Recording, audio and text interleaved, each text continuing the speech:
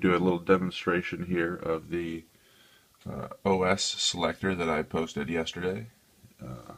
Computer's off right now, so I'm just going to go ahead and turn it on.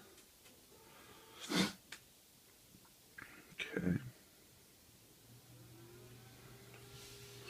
So there's a gigabyte screen, and here's Chimera, and then I hit enter down there, and I can just say I want to go to Windows. I just hit over to Windows, hit enter, and there it is.